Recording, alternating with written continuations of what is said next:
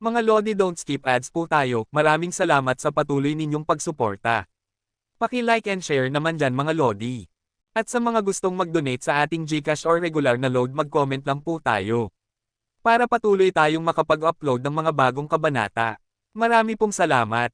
Subaybayan natin ang kwento ng isang kabataang nangarap para sa kanyang mga mahal sa buhay. Mula sa pinakamahina tungo sa pinakamalakas. Alamin natin ang kwento ng kanyang buhay. Kabanata 1341 hanggang Kabanata 1350. Kabanata 1341.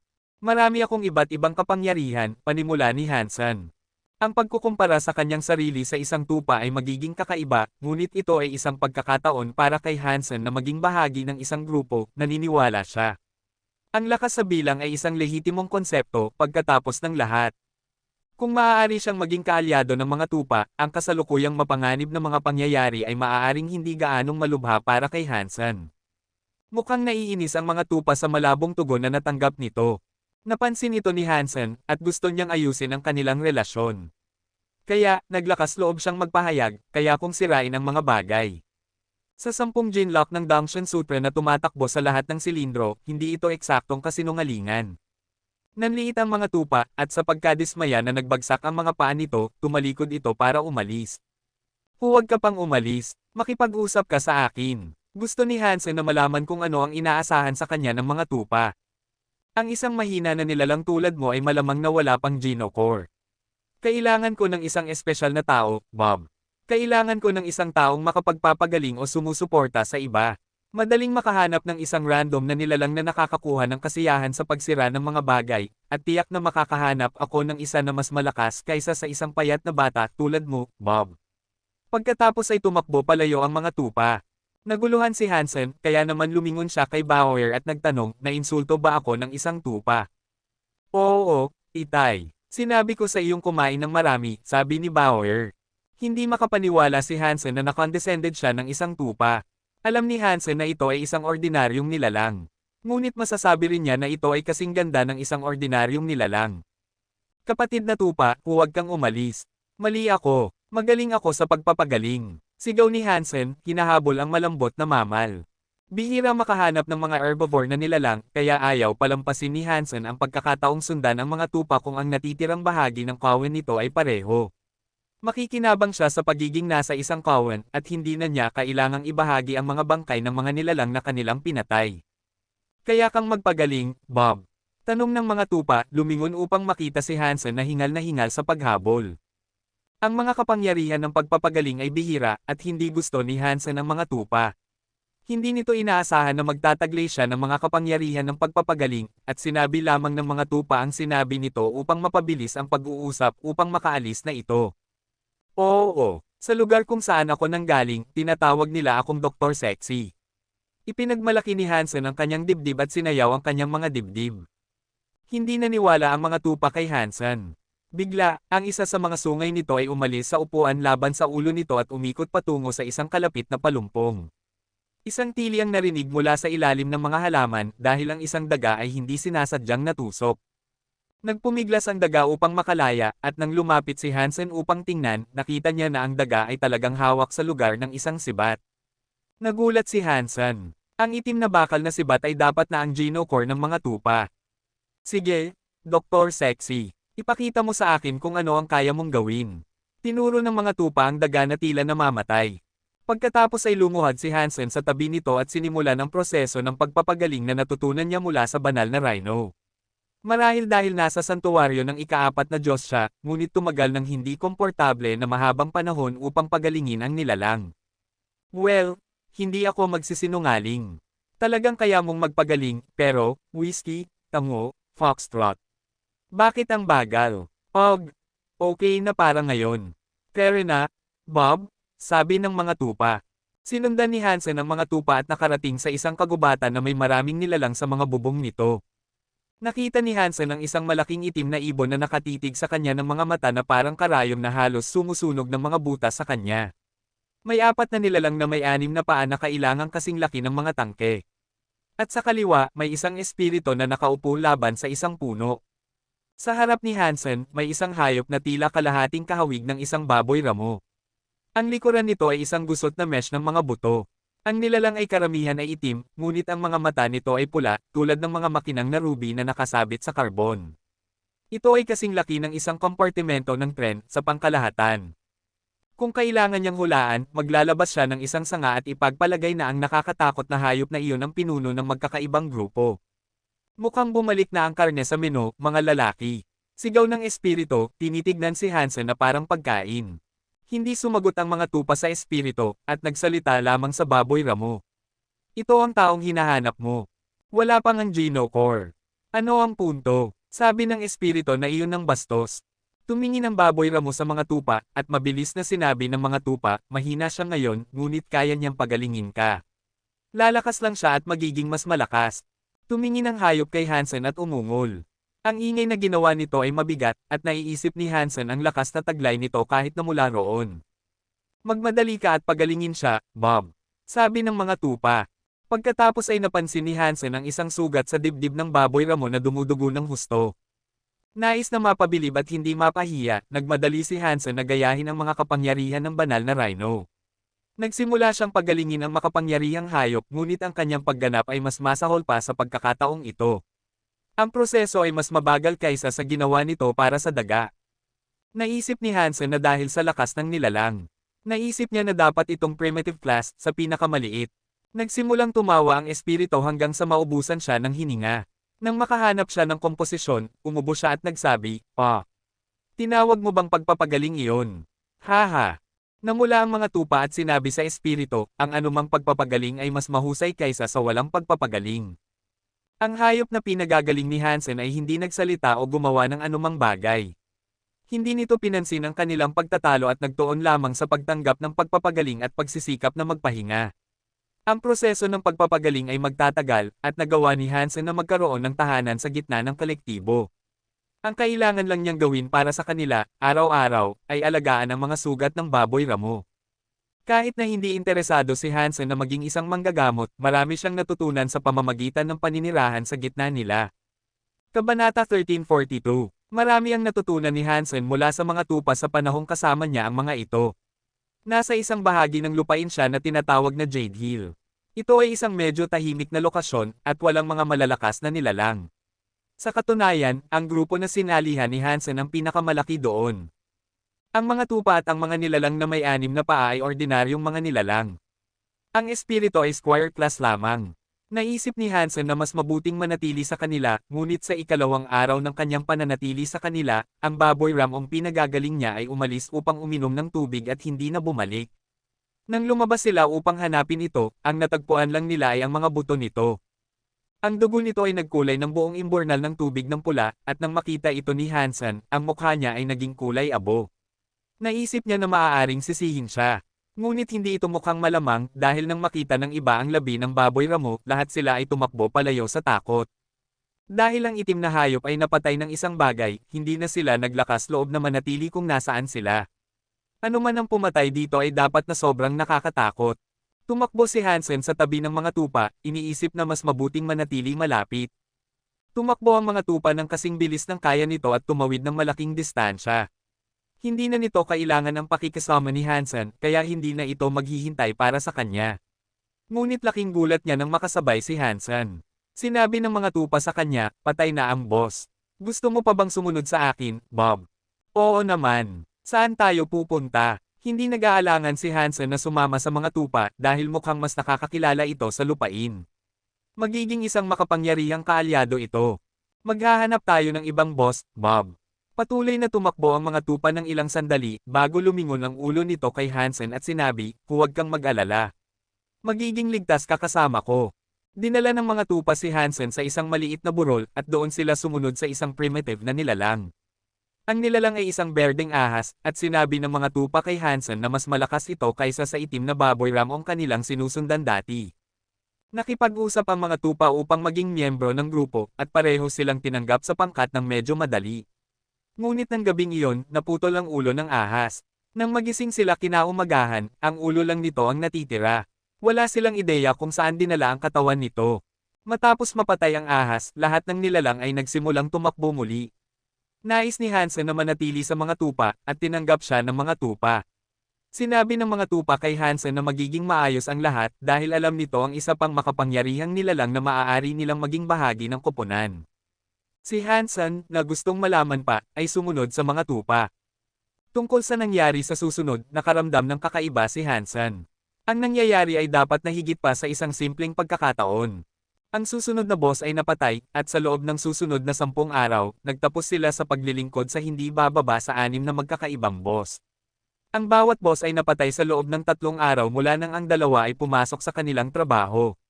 Sino ang patuloy na pumapatay sa mga boss na ito? Ano kaya ang gusto nila? Ang multo ba na ito ay sumusunod sa akin? Nagtataka si Hansen. Masyadong maraming beses nangyari ito para maituring na isang pagkakataon. Sino mang sundan niya at ng mga tupa ay mamamatay. Sa tuwing sumasali sila sa isang bagong nilalang, parang nagbibigay sila ng hatol ng kamatayan. Ngunit ang mga lupain ay walang mga tao, at kung gusto ng isang tao na patayin si Hansen, mas may katuturan kung ang kaaway na iyon ay isang tao. At kung gusto nilang patayin si Hansen, bakit nila uunahin ang nilalang? Kung kaya ng kaaway na ito na patayin ang nilalang na kanilang sinusundan ng napakadali, kung gayon ang parehong kaaway ay maaaring pumatay kay Hansen ng mas madali pa. Talaga bang ganito tayo kasama? Tanong ni Hansen sa sarili, na nagnanais ng normal at katatagan sa ilang matibay na kumpanya. Kahit na ang mga tupa ay nagsisimulang malungkot, mabuti na lang, hindi kumalat ang balita at hindi nagchichismisan ang mga nilalang. Tatawagan si Hansen at ang mga tupa na Boss Busters kung kumalat ang balita na dala nila ang nakakatakot na hatol ng kamatayan na ito. Nagpahinga ang mga tupa sa loob ng kalahating araw at sa huli ay sinabi kay Hansen, may isang huling primitive na boss na maaari nating konsultahin, Bob. Sana, ang kalusugan at ang ulo niya ay mas maganda. Pumunta tayo sa kanya at tingnan kung makakahanap tayo ng ilang katatagan. Sige, sabi ni Hansen. Sumunod na si Hansen sa mga tupa ng medyo matagal na, at nakilala na niya ng husto ang lugar. Kung sakaling kailangan nilang maghiwalay, naisip ni Hansen na makakaligtas siya ng mag-isa. Naisip din ni Hansen na maaari lang silang umalis at magaling ng mag-isa, ngunit totoo ang mga tupa sa tawag nito. Talagang gusto nitong sundan ng iba, at dahil isang boss na lang ang natitira para makita, naisip ni Hansen na mas mabuting samahan niya ito. Ngunit lalong nag-aalala si Hansen sa patuloy na pagpatay sa mga primitive na boss. Ayaw niyang sundan siya ng kakaibang kaaway na ito. Ang boss na kanilang nakilala sa susunod ay isang halimaw na may 3 sungay na tumutusok sa ulo nito. Ang mga sungay ay malaki at magaspang, na pinsala tulad ng mga sanga ng puno na nakaranas ng napakaraming taglamig. Tungkol naman sa katawan nito, hindi ito gaanong naiiba sa isang baka. Ang mga tupa ay isang matalino sa pakikipag-usap, at muli, tinanggap sila sa paglilingkod ng may sungay na baka. Nag-aalala ang mga tupa na ang boss na ito ay magtatapos bilang isang hunk ng chalk roast, tulad ng iba. Nang gabing iyon, paulit-ulit itong nagbulong sa sarili, na sinasabi, huwag kang mamatay. Huwag kang mamatay. Huwag kang mamatay, Bob. Huwag kang mamatay. Huwag kang mamatay. Mangyaring, huwag kang mamatay, Bob. Nag-aalala rin si Hansen, ngunit nagustuhan na niya ang mga tupa. Nakakatuwa itong panoorin. Ang mga nilalang na sumunod sa 3 may sungay na hayop ay hindi partikular na espesyal, at sila ay parehong uri ng nilalang na ang Big Cheese. Lahat sila ay may sungay na baka. Naisip ni Hansen na medyo kakaiba na siya lang at ang mga tupa ang naiiba sa iba. Ang mga tupa ay dapat na ang pinakamatalino sa pakikipag-usap na nakilala niya, at ang kanyang mga kasanayan sa pakikisalamuha ay nasa itaas ng chart. Hindi maisip ni Hansen na subukang makipag-usap upang tanggapin siya ng masaya sa isang grupo tulad nito. At habang wala pang nakukuha si Hansen mula sa kanyang pananatili sa mga tupa, sa halip ay natuto siya. Marami siyang nalaman. Ang grupong ito ay mas magkakasama kaysa sa iba, at mas malapit silang magkakasama kaysa sa ibang mga grupo. Si Hansen mismo ay 30 metro lang ang layo mula sa boss.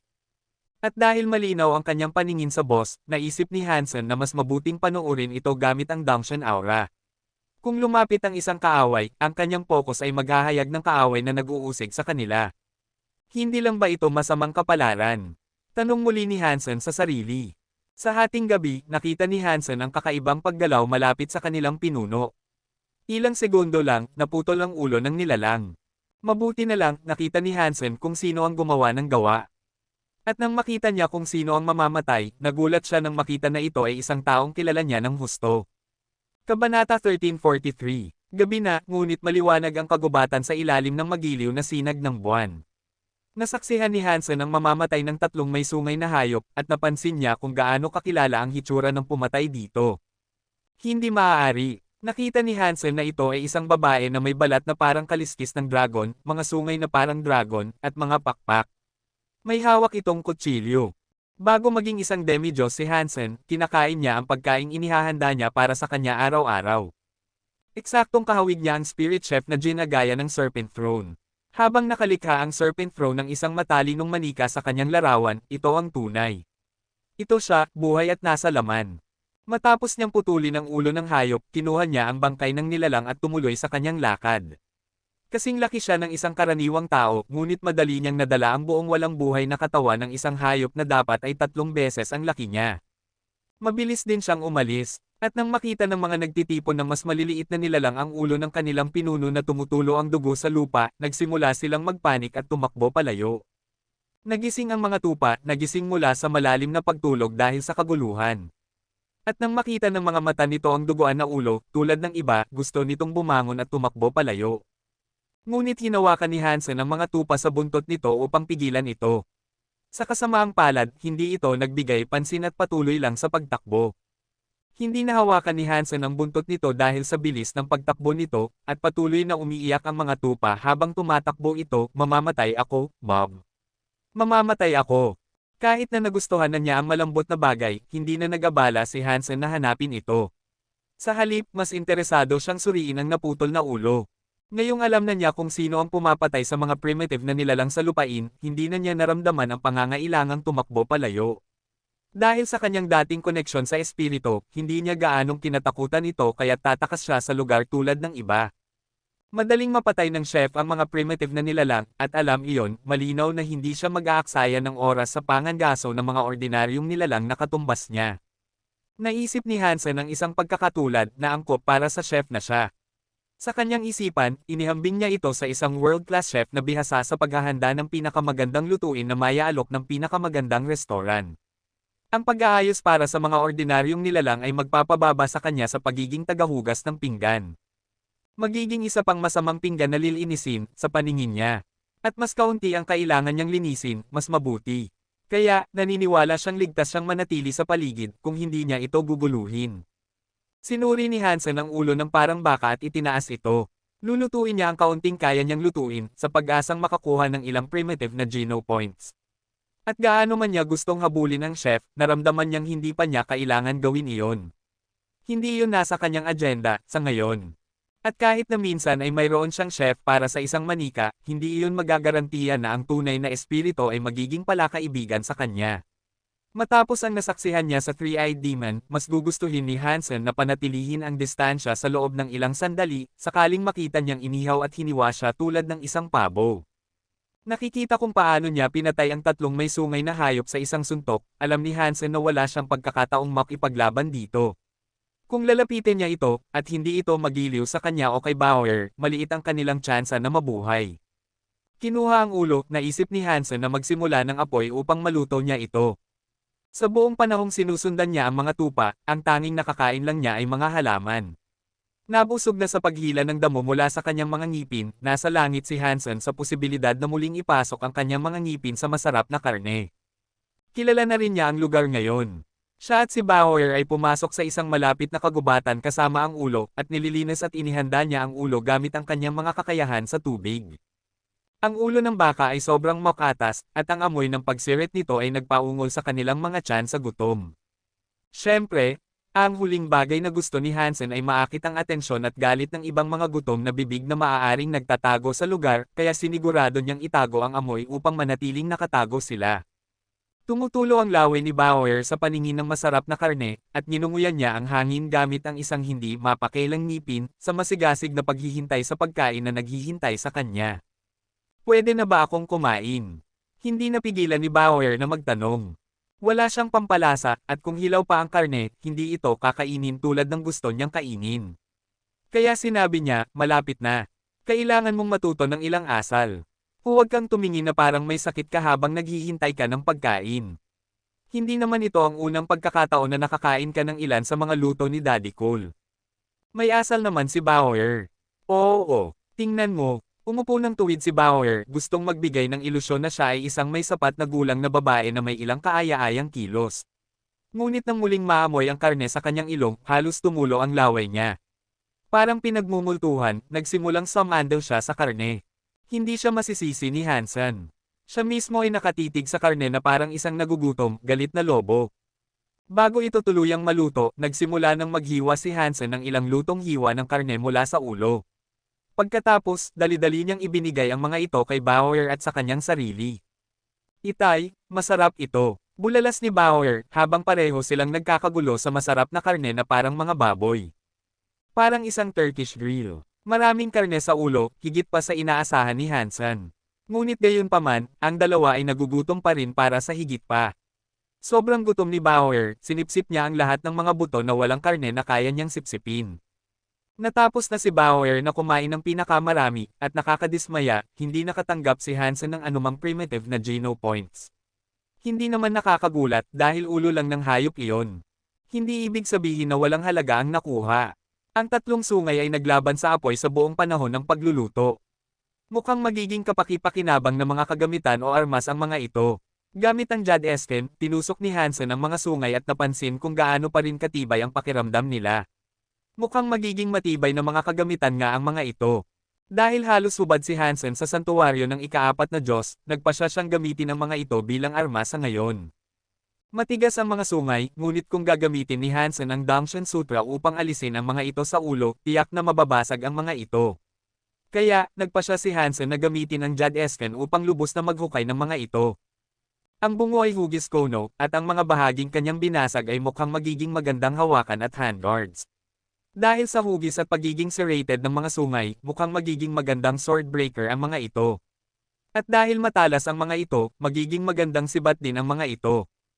At sa sandaling iyon, biglang nakaramdam si Hansen ng papalapit. Lumingon siya at naroon na siya, ang chef, may hawak na kutsilyo. 10 metro lang ang layo niya. Kabanata 1344. Nang makita ni Hansen ang chef, naisip niya sa sarili, bumalik ba siya para sa ulo? Pero kailangan niyang hukayin ang ating mga tiyan kung gusto niyang makuha ito pabalik. At hindi iyon magiging problema para sa kanya. Oh, ang ulo. Naisip namin na hindi mo na ito kailangan, kaya kinain na namin. Nagsimula nang umatras si Hansen, mahigpit na iniuwi si Bauer sa kanyang mga bisig. Alam ni Hansen kung gaano siya kalakas sa pamamagitan ng paggaya ng Serpent Throne sa kanya, ngunit ito ang tunay na siya. Ito siya bilang isang demi-Diyos ngayon. Kung kaya niya, gusto ni Hansen na maiwasan ang isang laban. Agad siyang tumakbo. Alam niyang nasisiyahan siyang pakainin ang nilalang na Dragon Eater, at ayaw niyang magkaroon ng pagkakataong mayho para sa isang midnight snack, naisip niyang mas mabuting tumakas. May fitness level na 7,500 si Hansen. Kung gusto niyang makipagsabayan sa mga primitive na nilalang sa lakas, kailangan niyang itaas ang bilang na iyon sa 10,000. Dahil kaya niyang patumbahin ang mga makapangyarihang primitive na nilalang sa isang suntok, kasama na ang tatlong may sungay na hari ng hayop, kailangan niyang mas mataas pa. Ang pakikipaglaban sa kanya ang huling bagay na gusto ni Hansen. Pinayagan ng Dangshan Sutra si Hansen na makita ang buong mundo, ngunit hindi niya naisip na magbibigay ito sa kanya ng malaking kalamangan laban sa isang kalaban na kasing lakas niya. Masyadong malawak ang agwat ng kapangyarihan na naghihiwalay sa dalawa. Wala pang Geno Core si Hansen. Nahulaan niya na malamang na mayroon ito, ngunit ang eksaktong kalikasan nito ay isang misteryo. Ginamit ang kanyang mga teknik sa Phoenix, nagpasya si Hansen na lumipad. Nakakagulat, hindi naabutan siya ng chef. Malakas siya, ngunit malinaw na mabagal pagdating sa liksi. Tulad ng ibang primitive na nilalang, hindi siya makasabay kay Hansen. Naisip ni Hansen sa sarili, naging demi-Diyos lang ba siya? Ang lalaking patay, nakasandal sa pasukan ng silungan sa ilalim ng lupa, kung nandoon siya noong panahon niya, hindi siya maaaring nasa santuwaryo ng ikaapat na Diyos ng higit sa 100 taon. Marahil siya ay malas sa lahat ng oras na ito, at hindi siya nakakuha ng lakas. Ang pag-iisip ni Hansen ay hindi kalayuan sa katotohanan. Nang unang dumating siya sa santuwaryo ng ikaapat na Diyos, inilagay siya sa isang napakamapanganib na lugar kung saan hindi siya makakagawa ng marami, at siya ay nakulong. Nang dumating ang oras upang makatakas, halos hindi siya nakaligtas, at sa nakalipas na 2 taon lamang siya nagsimulang lumakas. Patuloy na tumakbo si Hansen hanggang sa makatisad siya sa isang makapal na bangkos ng lana sa lupa. Ito ang puwit ng mga tupa. Umiikot ang mga tupa na may isang kabute sa bibig nito at sinabi, "Hoy, hinahanap kita, Bob. Akala ko patay ka na. Halika, kainin mo ito, pinatikim ko pa ito ng lupa para sa iyo. Kapag nakakain ka na, pupunta tayo upang makita ang ibang boss." Malayo siya, pero dapat siyang malakas. Ngunit tumakbo si Hansen na parang hangin, at wala siyang oras upang pag-usapan ang anumang bagay. Nagtapos lang siya sa pagsigaw, tumakbo.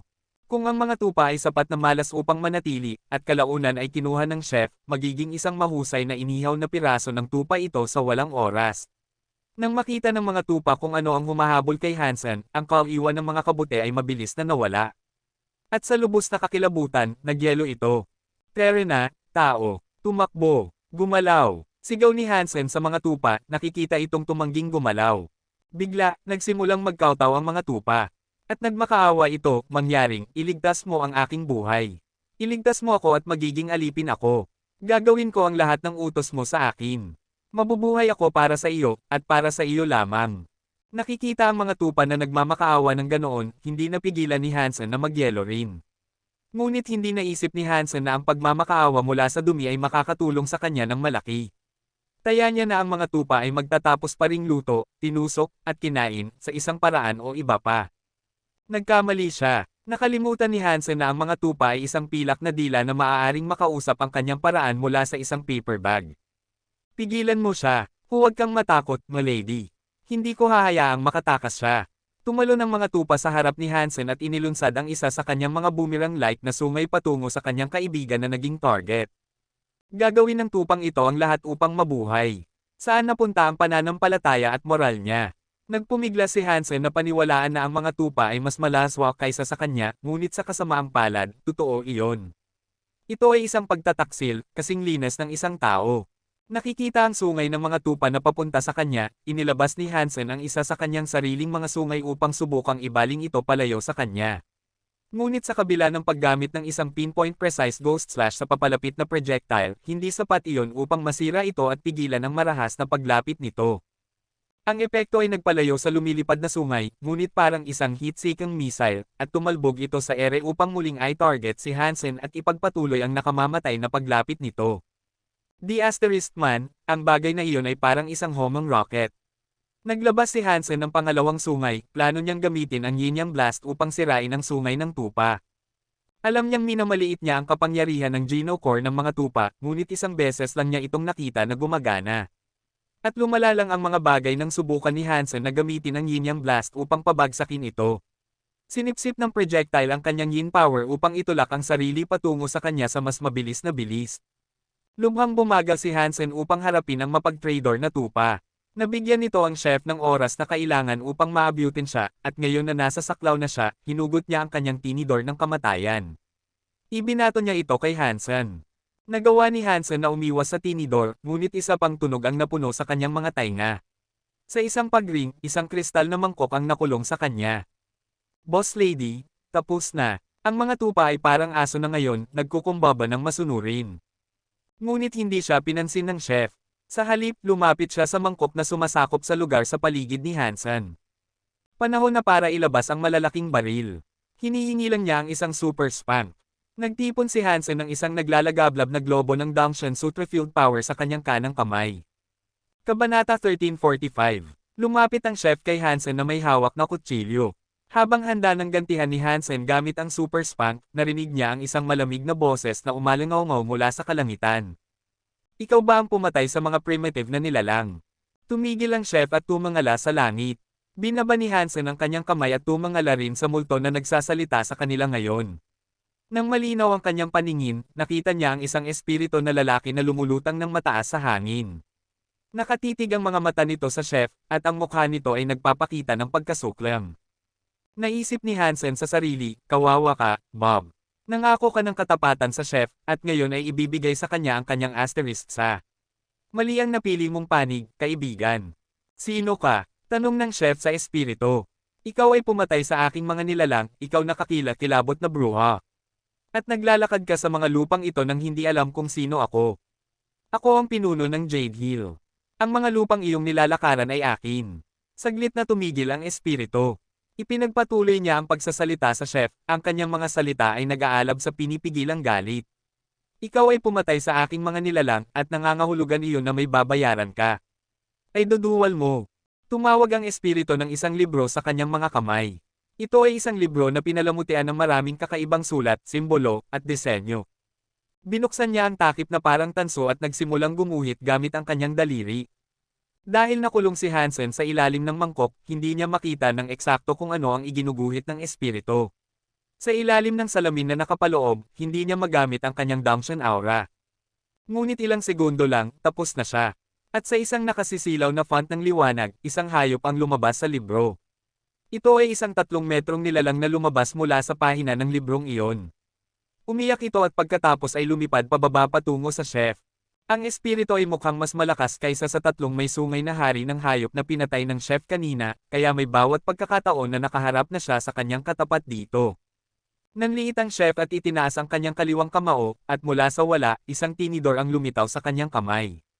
Ang bawat tinidor ay tumusok sa makapal na balat, laman, at katawan ng hayop na papalapit sa kanya. Dahil ang nilalang ay nakakabit ng mahigpit sa kanyang nakakatakot na kagamitan, nagsimulang i-swing ng chef ang kanyang kutsilyo sa hayop gamit ang kanyang isang libreng braso. Gayunpaman, ang hayop, sa kabila ng pagiging nakakabit ng mahigpit sa kanyang tinidor, ay tila hindi nakakaramdam ng anumang sakit. Sinubukan pa rin itong salakayin ng chef, nagwawala ng walang pag-asa, ngunit hindi nito maabot ang chef. Patuloy na nag-swing ang chef, hinihiwa ang bagong pinanganak na nilalang ng espiritu na parang isang higanting sushi roll. Magaling ka, ngunit patay ka rin. Kalmado ang pagsasalita ng nagproklamang boss ng Jade Hill, ngunit ang tono niya ay mabigat na may seryosong gravitas. Bumalik ang boss ng Jade Hill sa kanyang libro at nagsimulang mag-conjure ng ibang bagay. Ang chef, na itinatapon ang napinsalang nilalang sa kanyang tinidor, itinaas muli ang kanyang mga kagamitan sa kusina. Handa siyang lumaban at sirain ang anumang bagay na manggahas na lumapit. Nang masama ng susunod na nilalang, sinira niya ito. At ganito ang nangyari sa loob ng ilang sandali. Ang nilalang pagkatapos ng nilalang ay itinapon sa kanya, at hindi nagtagal, hindi na siya makasabay sa bilis kung saan nasaman ang mga nilalang na ito. Nakita ito ng mga tupa, nagsimulang tumakbo palayo na parang kuneho na nasusunog. Nagulat si Hansen sa tanawin, at alam niyang marami pang sorpresa ang naghihintay sa kanya sa santuwaryo ng ika-4 na Diyos. Ang Geno-core ng espiritong ito ay malinaw na isang libro, at nagtataka siya kung ano ang maaaring taglay ng iba. Ginawa rin itong masabik siyang malaman kung anong Geno-core ang kanyang matatanggap kapag nakuha niya ang isa, at pinasigla siya ng mas malaking pagnanais na ma-max out ang kanyang ordinaryong Geno-point sa lalong madaling panahon. Hindi maganda ang itsura ng chef. Mas mabilis siyang gumuhit kaysa sa kaya niyang patayin. Medyo mura ang boss leader na ito, kung ako ang tatanungin, naisip ni Hansen sa sarili. Sa santuwaryo ng ika-4 na Diyos, kung ang isang espiritu ay hindi kayang talunin ang isang silungan, hindi sila makaka-respond. Kung ang chef ay wala pang sariling silungan, nasa panganib siyang tuluyang mawala. Nasa panganib siyang mamatay, isang ganap na kamatayan. Alam niyang hindi siya makasabay sa bilis ng pagpaparami ng mga halimaw, sinubukan niya ang ibang taktika. Tumalon siya sa kalangitan upang makalapit sa boss ng Jade Hill. Nag-conjure ang boss ng isang ibon at tumayo dito habang papalapit ang chef. At pagkatapos ay nagsimulang umatras ang ibon, palayo ng palayo habang ang boss ng Jade Hill ay sumunod sa kanyang murang mga trick sa pagtawag ng mga nilalang upang salakayin ng chef na ngayon ay ginagawa ang kanyang makakaya upang makuha siya. Nakipaglaban ang chef sa kanyang daan sa pamamagitan ng mga hukbo ng mga nilalang at tiyak na marami pang darating. Nasa masamang lugar siya, at ang mga pagkakataon na makalapit siya ng sapat upang talunin ang boss ay mukhang manipis. Sa tingin ko hindi siya makakaligtas. Nakakahiya, ngunit sa palagay ko ngayon ang pinakamagandang pagkakataon na mayroon ako upang makatakas. Si Hansen, na pinapanood ang mga bangkay ng mga napatay na nilalang na umuulan mula sa langit, sinubukang suntukin ang kanyang daan sa pamamagitan ng kristal na mangkok upang makatakas. Sa kasamaang palad, sa kabila ng paggamit ng Jad Esken upang suntukin ng buong lakas, wala man lang isang bitik ang nagawa sa ibabaw ng kanyang hola. Bakit ang tigas ng mangkok na ito? Ito ba ay isang Geno-core, marahil? Naglakas loob na hulaan ni Hansen. Susubukan ni Hansen na basagin ang mangkok gamit ang super spank sa susunod, ngunit pagkatapos, biglang lumipad pabalik ang mangkok patungo sa chef. Ngayon na malaya na si Hansen, hindi na niya itatanong ang biyaya. Tumakbo siya ng kasing bilis ng kaya niya. Ang pagpatay sa isang espiritu ay hindi magbibigay sa kanya ng pakinabang pagkatapos ng lahat. Tumakbo siya sa kabaligtaran ng direksyon na tinakasan ng mga tupa, alam niyang mas mabuting iwasan ang mapag-traitor na demonyo. At habang umalis siya, narinig niya ang mga sigaw, mga dagindong, at ang pangkalahatang tunog ng isang mabangis na labanan sa taas ng langit sa likuran niya. Hindi ibig sabihin na nagmamalasakit siya sa gulo na iniwan niya. Masaya lang siyang makatakas. Kailangan ni Hansen ng isang Geno Core higit sa lahat, ngayon. Parang lahat ay gumagamit ng Geno Core upang lumaban, kaya naglagay iyon sa kanya sa isang malaking kawalan. Hindi naisip ni Hansen na patas iyon. Dahil nakilala na niya ng husto ang rehiyong ito, tumakbo si Hansen patungo sa isang malaking bundok. Isang primitive na toxic tooth ang nakatira doon, ngunit pinatay ito ng chef kaagad pagkatapos na sumali si Hansen at ang mga tupa sa trabaho nito. At least malinaw na ang lugar ngayon. Ang lambak na kanyang tinawid ay tahanan ng mga nilalang na tinatawag na Jade Snails. Mabagal at mahina ang mga ito, ngunit ang kanilang mga Geno Core at Beast Soul ay maganda. Nais na mag-level up at dagdagan ang kanyang lakas, naisip ni Hansen na patayin ang marami sa kanila.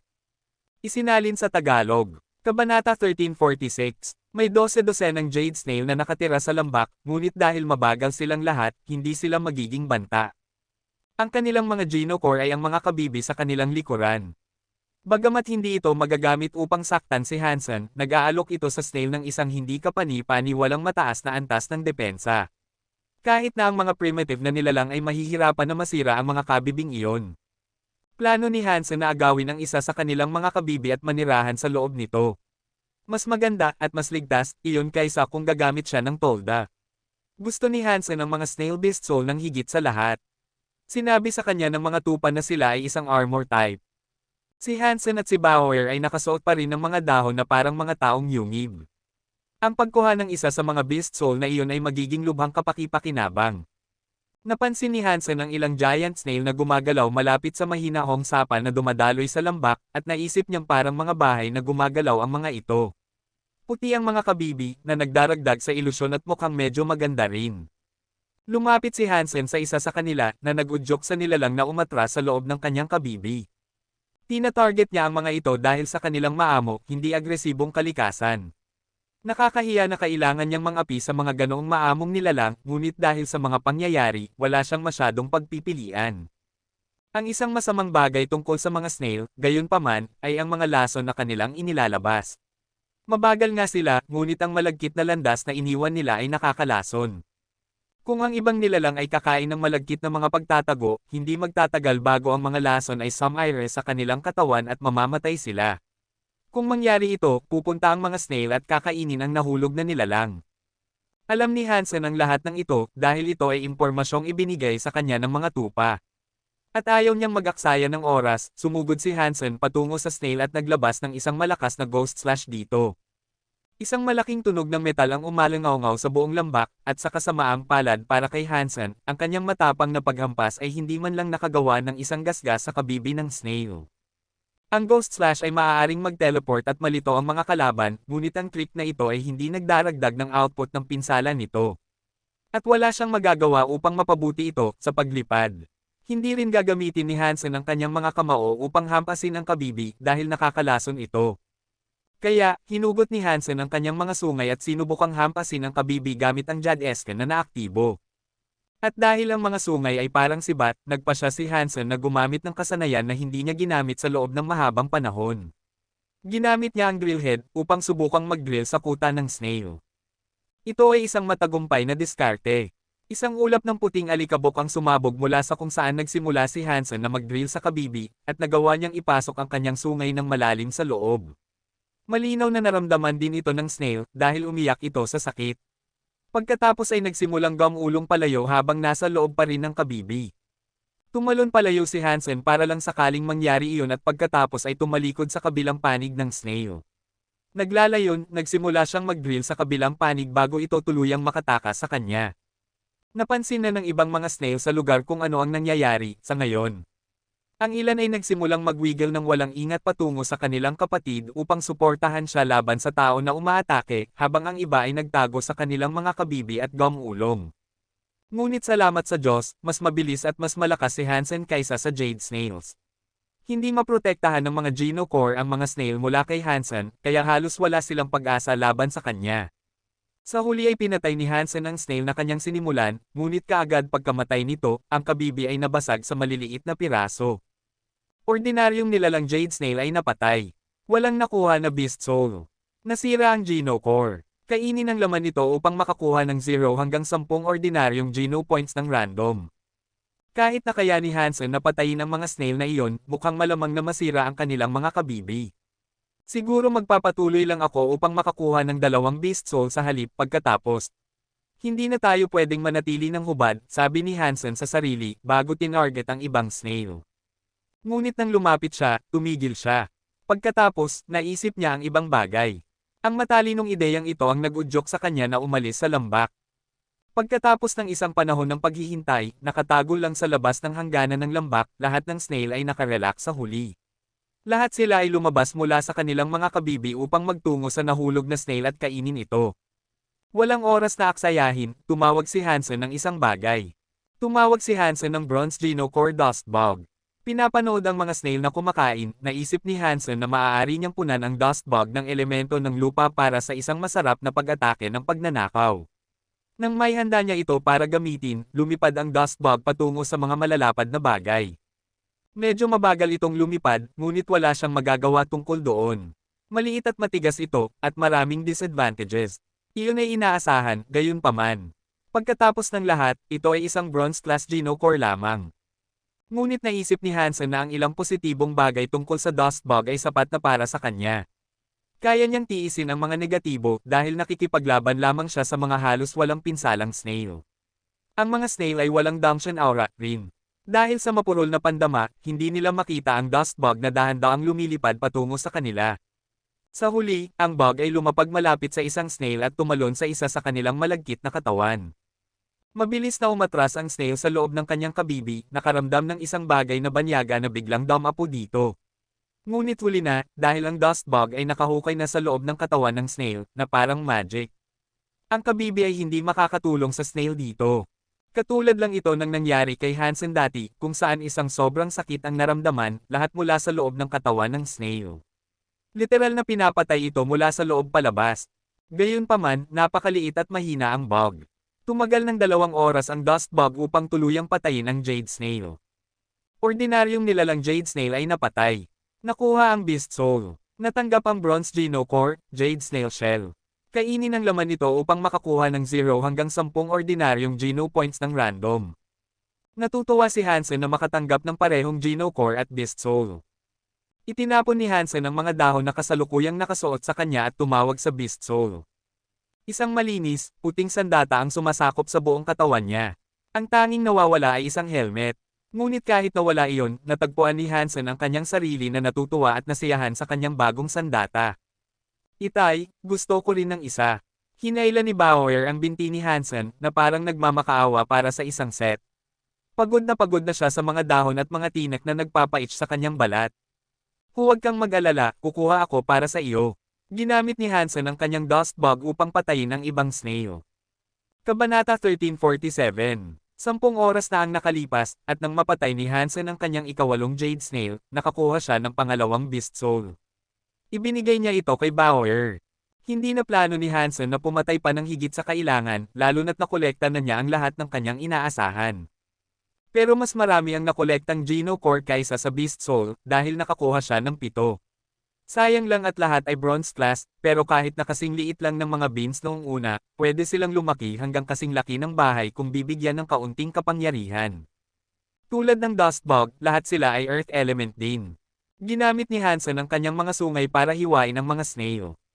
Makakakuha siya ng maraming Geno points sa pagkain ng napakaraming pinatay niya, pero hindi siya sigurado kung nakakain ba talaga ang mga ito. Nakakalason kasi sila.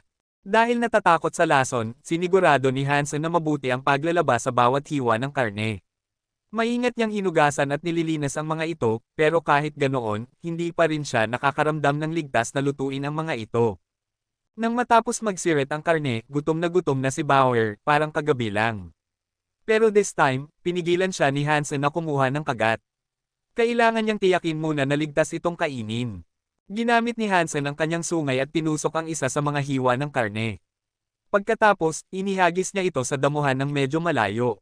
Pagkatapos, sa isang malapit na palumpong, nag-ayos si Hansen. Masusuri niya ito ng mabuti, nakaupo ng tahimik. Ilang sandali lang, isang kasing laki ng basketball na bag ang nagpakita. Tumakbo ito patungo sa karne na inilagay ni Hansen. Tinawag itong snake bug dahil ang ulo at leeg nito ay maaaring hamaba. Sinasabi na malakas ang panga nito, at gamit ang mga ngipin nito, madali itong makakagat at makakagiling ng bakal. Sinabi ng mga tupa kay Hansen na kailangan niyang mag-ingat kung makakasalubong siya ng isa dahil bihira silang bumitaw kapag nakagat na nila ang isang bagay. Bukod pa rito, nag-iiniksyon ang mga pangil nila ng nakamamatay na lason sa kanilang biktima. Pero hindi plano ni Hansen na makipaglaban dito. Ang gusto lang niya ay subukan kung ang lason ng jade snail ay makakasira sa snake bug kapag nakagat na nito. Inilunsad ng insekto ang ulo nito na parang pagpapaputok ng hookshot. Tumusok ang mga ngipin nito sa masarap na karne at nagsimulang mag-winch pabalik na parang kadena. Napansin ito ni Bauer, at naisip niyang isang pagnanakaw na nakakahiya ang ginawa nito. Mabuti na lang, wala siyang ginawang padalos-dalos. At habang kinakain ng snake bug ang hiwa ng karne, bigla itong nagsimulang mag-convulse ng malakas. Gamulong ito sa likod at nanginginig ng nakakatakot dahil ang mga paltos at bukol ay nagsimulang lumabas sa buong katawan nito. Nagsimulang gumalaw at mag-ride ito sa gitna ng kanyang nararamdamang sakit, pero habang ginagawa iyon, sumabog ang mga bukol at bula upang maglabas ng nakakapangilabot, mabaho, at malagkit na katas. Nagulat si Hansen sa nakita, at naisip niyang nakakatakot ang tanawin. Naglalasa ng snake bug sa iba, kaya dapat mayroon itong ilang paglaban sa lason ng jade snail. Pero ang katotohanang nag-react ito ng ganoon ay nagpapakita ng pagkalason ng lason na ginagamit ng jade snails. Sa huli, tumigil sa paggalaw ang snake bug. Namatay ito. Ordinaryong nilalang snake bug ay napatay. Walang nakuha na beast soul. Hindi nakuha ang geno core. Kainin ang laman nito upang makakuha ng 0 hanggang 10 ordinaryong geno points ng random. Nagulat si Hansen na nabilang ito bilang isang kill. Bumalik siya sa loob ng lambak kung saan nakatira ang jade snails at napansin niyang mas marami ang lumitaw. Abala silang lahat sa pagkain ng kanilang mga napatay na kapatid. Pinalis ni Hansen sila lahat. Ang karne ng mga snail ay medyo lumiit matapos lutuin, kaya nakakain ng maraming prito si Hansen. Nang matapos siya, nakaluto siya ng 200 kilong karne. Inayos niya ang lahat at naghanda ng lumipat sa ibang lugar. Hindi mahirap pumatay ng mga ordinaryong nilalang, paniniwala niya. Ang kailangan lang niyang gawin ay mag-ingat sa paghawak sa kanilang mga geno core. Tiyak na mahirap ang pangangaso ng mga primitive na nilalang, at ang pangangailangan na makamit ang fitness level na 10,000 ay hindi biro. Pero dahil mayroon na siyang lahat ng nakakalaso na karne na iyon, mayroon siyang ilang ideya tungkol sa kung ano ang magagawa niya. Totoo ang mga tupa sa kanyang kalikasan. Gusto nitong sumunod sa iba, lalo na sa mga pinuno na mas malakas kaysa sa kanya. Pero may isang nilalang na kahit na ang mga tupa ay ayaw lapitan. Ang nilalang na iyon ay isang galit na nilalang, at ang pagpunta lang sa gilid ng teritoryo nito ay magpapagusto sa kanya na patayin ka. Dinala ni Hansen ang kanyang karne doon upang makita kung kaya niyang patayin ang nilalang na takot ang mga tupa. Kung kaya niyang patayin ito, may pagkakataon siyang makakuha ng geno core at beast soul. Isang tunay na primitive na nilalang din ang nilalang, ang mga kayamanang iyon ay magiging magandang gamit. Bukod pa rito, sinasabi na matindi ang pagbabantay ng nilalang sa isang geno plant. Kung kaya ni Hansen na patayin ang nilalang, kanya na ang halaman. Hawak ang 200 kilong nakakalaso na karne sa kanyang mga bisig, inilagay niya ito malapit sa bahagi ng lupa na nahati at mga 2 metro ang lapad. Tumingin si Hansen sa hukay na kanyang pinili at napansin kung gaano ito kaitim. Pagkatapos ay ibinagsak niya ang karne sa butas. Nagulat siya nang marinig kung gaano katagal bago tumama ang karne sa sahig. Pagkatapos ay tumalikod si Hansen para tumakbo. Kung mapatay niya ang hayop na kanyang hinanap, tiyak na magpapatugtog ang anunsyo. Pero habang papalayo siya sa lupa, nakita niya ang isang puting malambot na hayop. Laking dismaya niya nang makita niyang muli ang mura at mapag-trader na tupa. Mura kang tupa. Oh, kakain ako ng karneng tupa ngayong gabi. Sigaw ni Hansen habang tumatakbo siya patungo sa tupa na nakahanda ang kanyang mga sungay. Alam ng mga tupa na nagkamali siya noong huling pagkikita nila, at hindi malamang nahahayaan ni Hansen na makalimutan ang ginawa nito at hahayaan siyang makalusot. At habang nakasabay na si Hansen sa malambot na tanga, sumigaw si Hansen, "Mura kang tupa. Ito ang iyong araw ng paghuhukom." Alam ng mga tupa na hindi niya maitatakas si Hansen, kaya dali-dali niyang ibinagsak ang sarili sa lupa sa posisyon ng pagkukumbaba. Nagmakaawa ito, "Patawad, pakiusap. Naramdaman ni Hansen ang isang panginginig sa kanyang gulugod, at naisip niya sa sarili, gago ka. Sinubukan mong patayin ako. Hindi ka makakatakas sa isang ito. Plano ni Hansen na suntukin ang tupa doon at sakarin. Pero habang gagawin niya iyon, isang pulang bagay ang lumitaw sa damo. Kabanata 1348. Natigilan si Hansen. Akala niya nagmahika ang Mad Ulash at mapag-utu-utong chip ship sa kanya.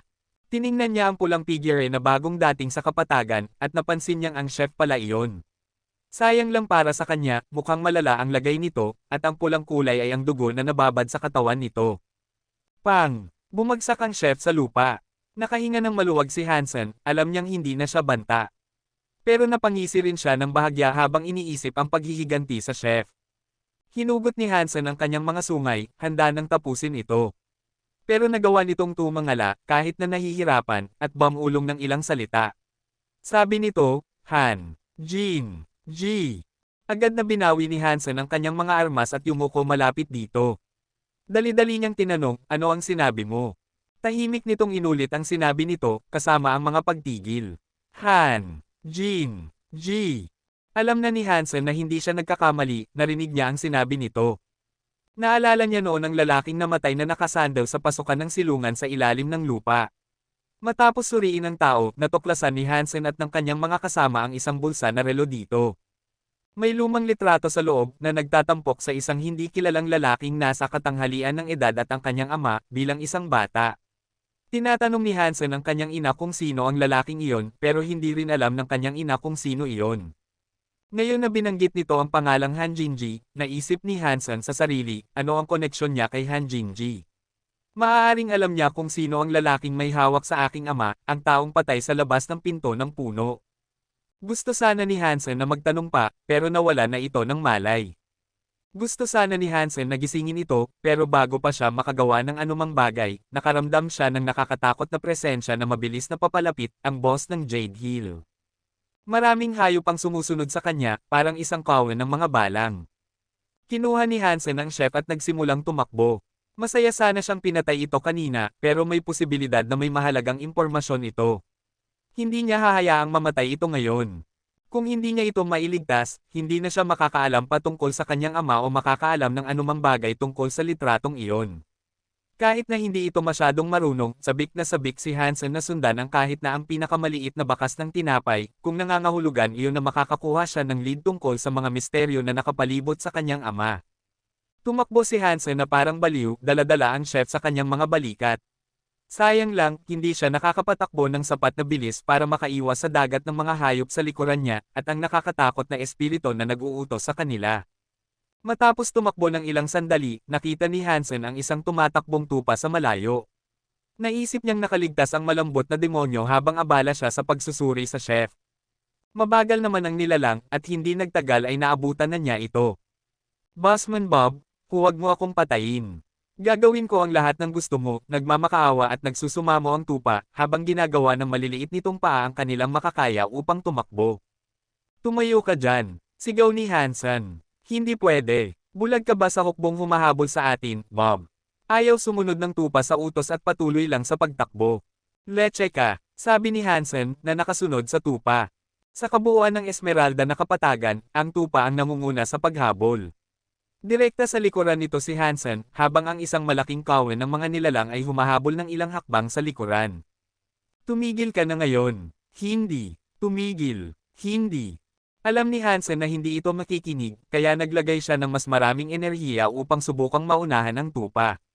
Nahabol din ang mga hayop at mukhang hindi sila mapapagod anumang oras. Nakita ng tupa na malapit nang maabutin siya ni Hansen, kaya tinawag nito ang sungay nito at ibinato ito sa kanya. Nakita ni Hansen ang boomerang na papunta sa kanya, ginamit niya ang kanyang mga teknik sa Phoenix upang lumipad sa ibabaw ng tupa. Hindi masyadong bihasa ang tupa sa pakikipaglaban, at matapos tumalon patungo dito, hinawakan ni Hansen ang tupa sa leeg nito at ibinato ito sa kawan ng mga nilalang sa likuran. Pumunta at gawin mo siyang boss mo. Sigaw ni Hansen. Naniniwala si Hansen na maaaring magawa ng tupa ang trabaho. Matapos ihagis ang tupa patungo sa nagproklamang boss ng Jade Hill, nakita ni Hansen na itinaas ng boss ang kanyang mga kamay patungo dito. Agad na nagmakaawa ang tupa, boss, huwag mo akong patayin. Dadalhin ko ang aking sarili upang maglingkod at sumunod sa iyo. Matapos sabihin ito ng tupa, nanliit ang boss. Hindi siya humanga. Hinawakan niya ang tupa at itinapon ito na parang bato. Nakita ni Hansen na nakakuha ng isa pang boss ang chip ship, umaasa siyang bigla na lang may lumitaw na tao o bagay para patayin ito. Nakakagulat, wala namang nangyari, at patuloy na hinabol siya ng mga halimaw. Pero sinusubukan lang niya iyon. Hindi niya naisip na ang pagkamatay ng mga pinuno ay isang uri ng sumpa o kakayahan na likas sa chip ship, pero mausisa pa rin siya. Kaya, wala siyang ibang pagpipilian kundi ang patuloy na tumakbo. Pero sobrang lakas ng nakakaapi na atmosfera na ipinakalat ng mga nasa likuran niya, at hindi na kayang mapanatili ni Hansen ang mabilis na bilis ng pagtakbo niya. Alam niyang hindi siya makakatakas, gaano man katagal ang pagtakbo niya, kaya kinagat niya ang kanyang ngipin at itinapon ang sarili pabalik sa boss ng Jade Hill. Kabanata 1349. Naisip ni Hansen, sige na, huwag mo akong pigilan. Kailangan ko lang makalapit ng konti. Mahirap para kay Hansen na harapin ang mga hayop ng boss ng Jade Hill ng isa-isa, at kung makaramdam siya ng isang atake, maaari siyang mapunta sa katulad na kalagayan ng chef. Kung kaya lang ni Hansen na maabot ang boss, magagamit niya ang super spunk para maghatid ng sapat na pinsala upang patayin ito at wakasan ang banta. Pero kailangan niyang hawakan ang kanyang kalaban gamit ang kanyang kamay para magamit ang super spunk. Mapanganib ang paglapit na iyon, at hindi siya sigurado kung kaya niyang gawin iyon. Malayo pa rin si Hansen sa kanyang kalaban, at papalapit na ang dagat ng mga halimaw. Hawak ang chef sa isang braso at isang sungay sa kabilang braso, tumayo siya ng matatag at sinira ang alon. Nagawa niyang patayin ang bawat nilalang na naglakas loob na lumapit sa kanya. Bakit ba ako ang malas, ha? Walang tumulong para patayin ang lalaking ito. Nalungkot si Hansen. Tiningnan ng boss ng Jade Hill si Hansen ng may kakaibang ekspresyon. Nakamit ng tao ang kapangyarihan ng isang primitive na nilalang pero wala siyang Geno core. Noong una, gusto lang patayin ng boss ang chef, pero hindi niya hahayaang maghahari-harian ang isang tao na kagaya nito. Kailangan niyang gawing target si Hansen ngayon, at hindi lang ang chef. Mataas ang threshold ng stamina ng Jad-esque ni Hansen, pero matagal na siyang tumatakbo. Dahil naubos ang karamihan sa kanyang enerhiya, alam ni Hansen na hindi na niya kayang patuloy na labanan ang pagdagsa ng mga nilalang na ipinanganak upang hadlangan siya. Tulad ng nakita niya sa chef dati, ang boss ay patuloy na makakagawa ng mga nilalang, halos mas mabilis kaysa sa kaya niyang patayin ang mga ito. Kung patuloy niya itong gagawin, mapapagod siya at matatalo. Paano ba ako makakalabas dito? Tanong ni Hansen sa sarili, tumingin sa paligid para sa solusyon sa kanyang mga problema. Masyadong malayo ang boss ng Jade Hill kay Hansen, at dahil sa patuloy na pag-ulan ng mga halimaw, hindi mukhang makakarating siya sa espiritu. Iba ang mga bagay sa santuwaryo ng ikaapat na Diyos, at may patuloy na pakiramdam ng hindi mapakali. Mabigat ang atmosfera at ang gravitas ng bawat sitwasyon, at 3 beses na mas malala ito sa ilalim ng banta ng mga nilalang na iyon. At dahil sa sobrang lakas ng lahat, ang mga kapangyarihan na maaaring ginamit niya noon upang hatiin ang mga bundok sa santuwaryo ng ikatlong Diyos ay kaya lang nahatiin ang mga bato dito. Hindi kailangang makatagpo ng isang nilalang o espiritu ang isang mahina, bagong demi-Diyos sa santuwaryo ng ikaapat na Diyos upang makaharap sa isang nakakatakot na katapusan.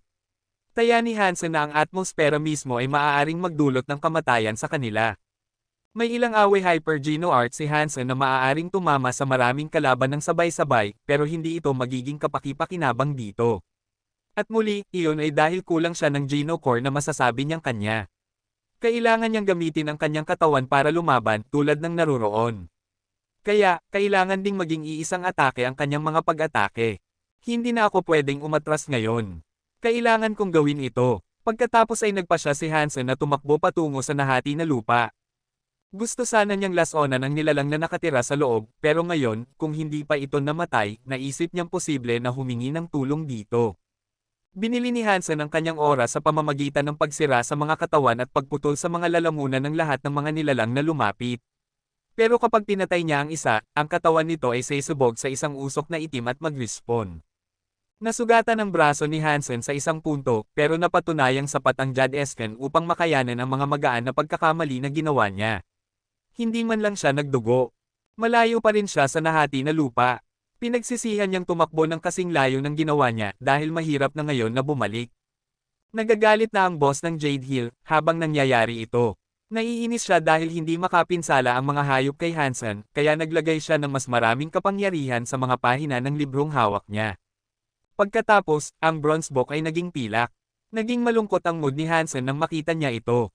Isang night class spirit ito, at nangangahulugan iyon na malamang na naging silver class na ang Geno Core nito. Ang mga silver Geno Core ay magbubunga ng mas malalakas na kalaban at magbubunga ng banta na maaaring hindi kayang talunin ni Hansen. At kasabay nito, mukhang nakakagambala ang ugali ng boss. Nang gumuhit siya gamit ang kanyang mga daliri, maingat at maingat siyang gumuhit.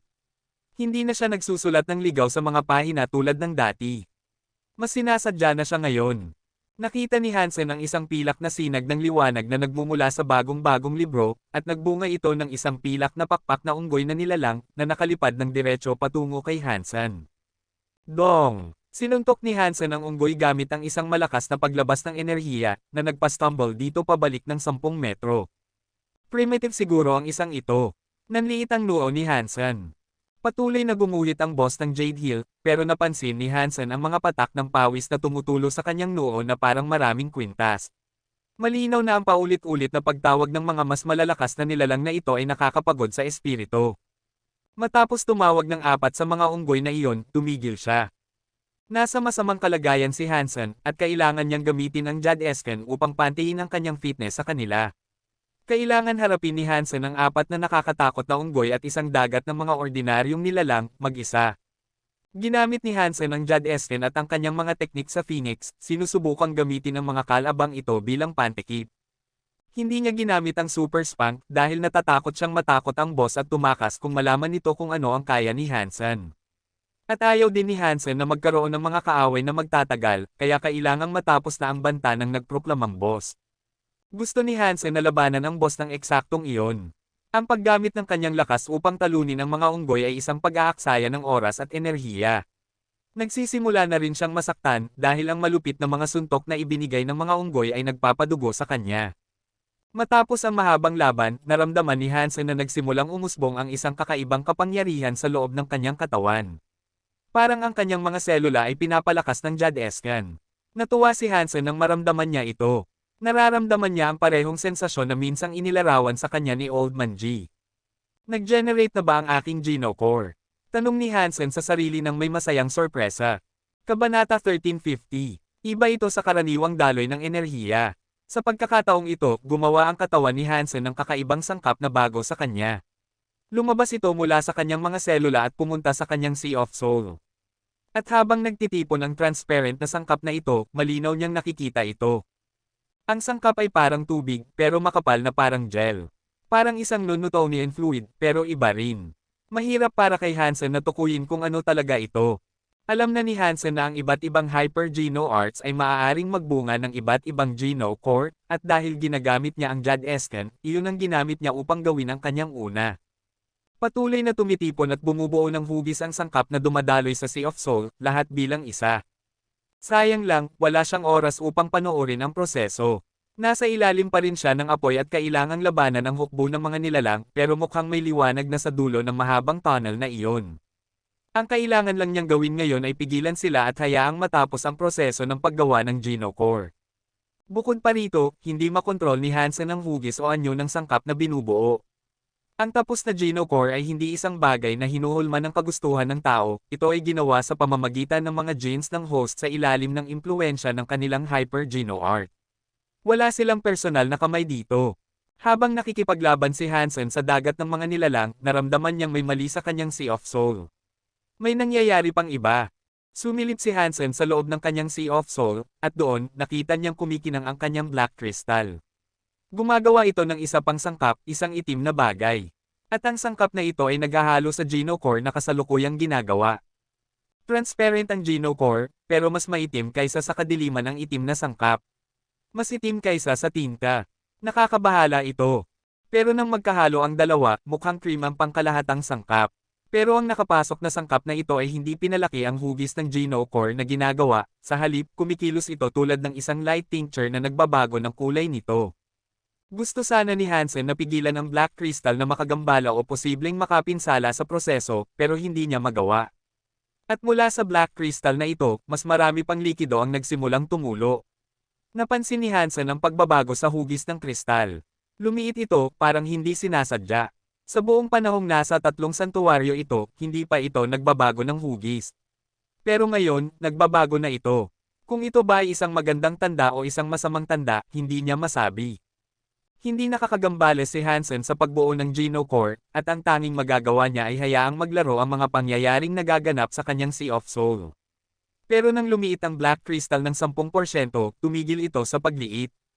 Nagsimulang magmukhang isang saradong bulaklak ang creamy Geno Core, nasa bingit ng pagbubukas ng buong pamumulaklak.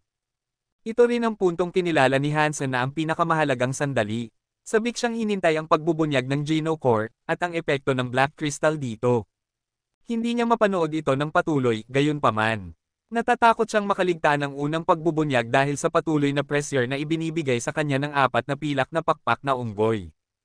At pagkatapos, isang panginginig tulad ng isang marahas na lindol, nagpadala ng mga shockwave sa kanyang katawan at Sea of Soul. Parang isang malakas na lindol. Nang silipin muli ni Hansen ang kanyang ulo, nagulat siya. Ano ito? Ano ba ito? Nagtataka si Hansen. Nakaupo sa loob ng Sea of Soul ay isang cream-colored na bagay. Mukhang isang ceramic object, pero kakaiba ang hugis nito. Oval ito, hindi kalayuan sa hugis ng itlog. Hindi pa ba ito tapos? Kailangan ko bang kumuha ng kutsara at basagin ang tuktok? Nagtataka si Hansen. Sa mandal para masuri ng mabuti, tiningnan ni Hansen ang pangunahing impormasyon nito. Self-Geno Core, Bronze Crystal Core. Natigilan si Hansen. Hindi niya inaasahan na makakatanggap ng isang espesyal na bagay, pero hindi rin niya inaasahan na makakatanggap ng isang bagay na kasing simple at pangunahing gaya nito. Ang isang masamang pangalan ay hindi palaging nangangahulugang ang isang bagay ay masama, pero ang isang bagay na kasing kakilakilabot at simple ng Crystal Core ay kakilakilabot. Kasing walang inspirasyon ito ng hugis nito. Naisip ni Hansen na makakatanggap siya ng isang armas na katulad ng hawak ng chef. Naisip niyang makakakuha siya ng isang bagay na makakatulong sa kanya sa kanyang kasalukuyang kalagayan. Pero ang natanggap lang niya ay isang itlog. Pero ayaw niyang maging pesimista, kaya nagpa siya si Hansen na tingnan ang magandang bahagi at sabihin, well, nakakadeceive ang mga hitsura. Huwag husgahan ang isang libro sa pamamagitan ng takip nito, huwag husgahan ang isang Geno Core sa pamamagitan ng hugis nito. Maaaring talagang malakas ito. Nagpa siya si Hansen na tawagin ang Egg Geno Core. Lumabas ang creamy, egg-shaped crystal sa harap ni Hansen. Lumulutang ito sa ere sa harap niya. Inutusan niya itong hampasin ang isa sa mga hayop na malapit sa kanya. Nakikita ang itlog na papunta sa mga nilalang, nagtataka si Hansen sa sarili, nagtataka ako kung tatamaan ba nito ang mga ito na parang bala. O mas maganda pa, gagana ba ito na parang granada at sesubog. Ayaw maging negatibo ni Hansen, kaya nanatili siyang maasahin sa mabuti at umaasa sa pinakamabuti. Pagkatapos ng lahat, ginawa ng Jad Esken ang kristal. Marahil ang hitsura lang ng bagay ang pangit. Tumama ang itlog sa ulo ng isa sa mga halimaw habang pinag-cross ni Hansen ang kanyang mga daliri at naghintay ng himala na mangyari.